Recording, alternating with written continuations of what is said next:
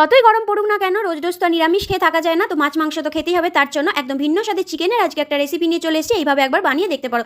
চিকেনটাকে ভালো করে ধুয়ে নিয়ে লেবু রস বা ভিনিগার দিয়ে ধুয়ে নিলে চিকেনের গন্ধ একদমই থাকে না। লবণ হলুদ মাখিয়ে রেখে দিলাম। এবার একটা মশলা রেডি করে নেবো। মিক্সি জারের মধ্যে রসুন বেশি করে দেবো, ওর মধ্যে দিব সামান্য একটু আদা, কাঁচা লঙ্কা, ধনেপাতা আর একটা টমেটো দিয়ে একটা মিহি পেস্ট বানিয়ে নেবো। চিকেনের মধ্যে ওই মশলাটা দিয়ে দেবো। এবার দিয়ে দেবো লাল লঙ্কার গুঁড়ো আর দিয়ে দেবো এখানে বেশ কিছুটা গরম মশলার গুঁড়ো। সামান্য একটু কাঁচা তেল দিয়ে খুব ভালো করে চিকেনটাকে মেখে রেখে দেবো 1 ঘন্টার জন্য, যাতে পুরো মশলার ফ্লেভারগুলো চিকেনের মধ্যে পুরোপুরি ঢুকে যায়। এবার কড়াইয়ের মধ্যে সর্ষের তেল গরম করে নিয়ে আলুগুলোকে প্রথমে ভেজে নেবো। আর চিকেনের ঝোলে আমরা বাঙালিরা একটু আলু না দিলে কিন্তু একদমই চলে না। তারপর পেঁয়াজ কুচিটাকেও আলুর সাথে খুব ভালো করে ভেজে নেবো। এই সময় দিয়ে দিলাম স্বাদ মতো লবণ। তারপর ম্যারিনেট করা চিকেনটাকে দিয়ে খুব ভালো করে কষিয়ে নিতে হবে। অনেকটা সময় ধরে ধরে কিন্তু চিকেনটাকে কষাতে হবে। যত ভালো করে চিকেন কষা হবে ততই কিন্তু এর স্বাদ বেশি আসবে।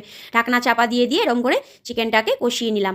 এবার সামান্য একটু জল দিয়ে ঢেকে রেখে আলু আর চিকেন সেদ্ধ হতে দেবো। সেদ্ধ হয়ে গেলে নামিয়ে নিয়ে গরম গরম পরিবেশন করবো। এভাবে একবার বানিয়ে দেখো।